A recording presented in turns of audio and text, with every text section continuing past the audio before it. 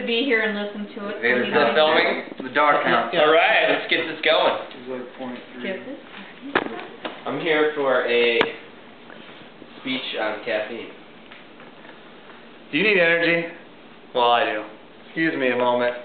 Well, I take a little drink of my wake-up juice. Girl, you should. That's got a kick to it. I'm going to not drink too much, otherwise I'm going to have to run to the bathroom.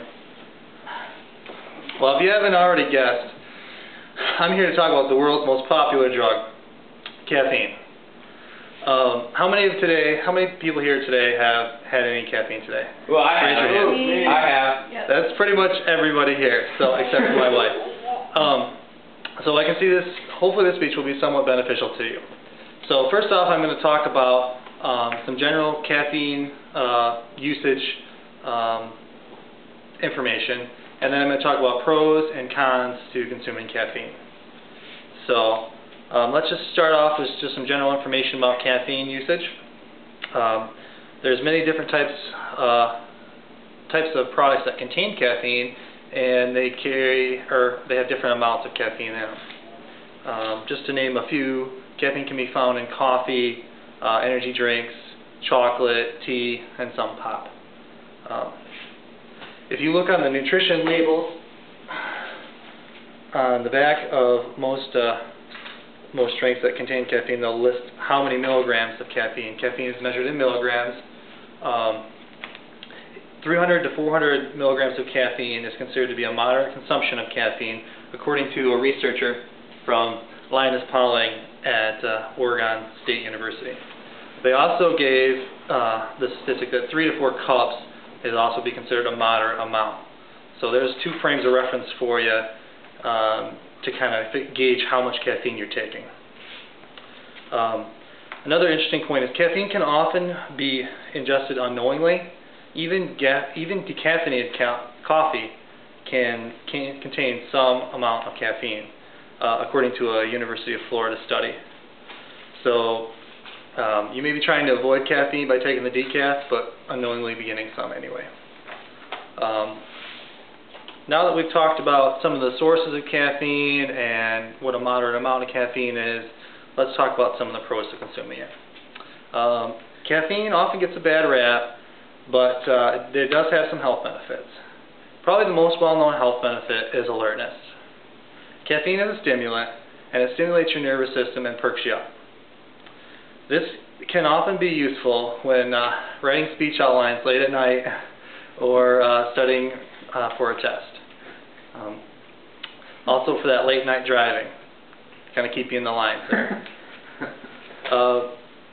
Some new research also indicates that caffeine can help prevent diabetes type 2, Parkinson's disease, and liver cancer, according to WebMD Caffeine Doheny. With diabetes prevalent everywhere nowadays, it seems like caffeine could be maybe a new wonder drug. Who knows? Jury's still out. Caffeine is often labeled as thermogenic. If taken before workout, it helps with the increase of free-flowing fatty acids from your fat stores, allowing you to access more fat instead of carbs or lean muscle for energy, according to fitnessblackbook.com. Burning fat is definitely an advantage to consuming caffeine. So, now that we've talked about the pros of consuming caffeine, let's talk about some of the negative effects of consuming caffeine.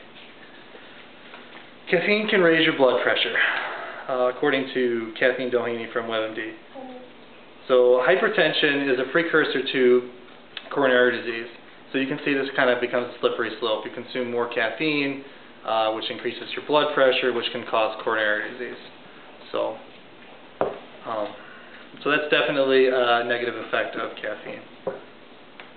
Caffeine is also, as previously stated, a stimulant, so it can cause insomnia. In very many cases, the thing you were trying to do, stay awake, it can prevent you from sleeping. I work third shift, and I work with a lot of third shifters who have to very carefully monitor when they drink their caffeine or how much they drink, otherwise they won't be able to sleep. So, also caffeine being a stimulant can stimulate your bowels. Caffeine can be addicting. According to Ronald Giffix, PhD, caffeine can produce dependence, and caffeine withdrawal is a very real symptom. Since addiction and withdrawal are not most people's idea of a good time, I would have to label them as a con for sure. Now that we've talked about how caffeine can keep you up all night, give you diarrhea, raise your blood pressure, and how it's addicting, it's time to conclude this little presentation. So, remember, caffeine can be your friend or your enemy. It's up to you guys to decide, and hopefully that you'll take this information and you'll decide how much caffeine you want, or whether to take it at all or to have more. Who knows?